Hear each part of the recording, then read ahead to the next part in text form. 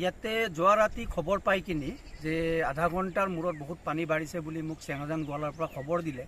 এই খবৰটো পাই মই মোৰ বন্ধু কান্দাটাইং ডাঙৰীয়া TMPK জোনাই ডিষ্ট্ৰিক্ট কমিটিৰ প্ৰেচিডেণ্ট আৰু আমি দুয়ো আহিলোঁ আৰু আহি কিনি আজি এই দুখন গাঁও বিশেষকৈ চেঙাজান গোৱালা আৰু চৰাংচিৰি এই দুখন গাঁও আমি চাৰিওফালে ফাইটাৰ নামেৰে ঘূৰি চালোঁ আৰু দেখিলোঁ যে এই গাঁওখন অলমষ্ট 50% পানীয়ে লৈ গ'ল।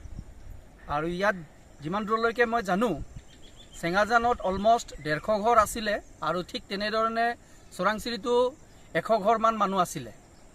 গতিকে এতিয়া ইয়াত 50% মানুহৰ অৱস্থা এনেকুৱা হৈছে যে পানীত হাঁহ চৰাৰ নিচিনা হৈছে।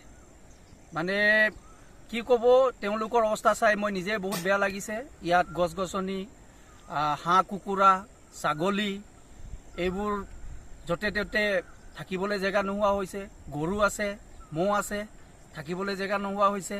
গতিকে মোৰ ফালৰ পৰা মই চৰকাৰক, নতুন চৰকাৰ যিয়ে নেকি আমাৰ নতুন আমি ভাল চিফ মিনিষ্টাৰ পাইছোঁ হিমন্ত বিশ্ব শৰ্মা ডাঙৰীয়াক, মই অনুৰোধ জনাব বিচাৰিম যে তেওঁ অতি সোনকালে বিশেষকৈ এই অঞ্চলসমূহৰ বানপানী যি সমস্যা আছে এইটো সলিউশ্যন কেনেকৈ কৰিব পাৰে তাৰ ব্যৱস্থা ল'ব লাগে। আৰু মই জনামতে আমাৰ 25 তাৰিখে জলসম্পদ বিভাগৰ মন্ত্ৰী পীযুষ হাজৰিকা ডাঙৰীয়া ইয়াত ধেমাজি ডিষ্ট্ৰিক্টত আহিব বুলি মই গম পাইছোঁ।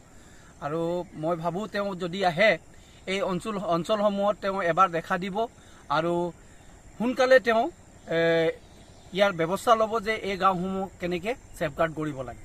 আৰু অনলি এই চেঙাজান গোৱালা গাঁৱেই নহয়, যদি এই চেঙাজান গোৱালা গাঁওখন যদি কিবা এটা হয়, পানীয়ে যদি লৈ যায়, ইয়াৰ ইম্পেক্টটো ইয়াৰ ওচৰ চুবুৰীয়া বেলেগ গাঁৱৰ ওপৰতো পৰিব।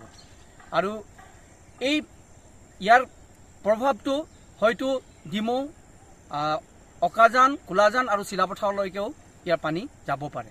গতিকে মোৰ ফালৰ পৰা আৰু এবাৰ মই গভৰ্ণমেণ্টক অনুৰোধ জনাম যে ইয়াৰ ব্যৱস্থা তেওঁলোকে ইয়াৰ সলিউশ্যন সোনকালে বিচাৰিব লাগে।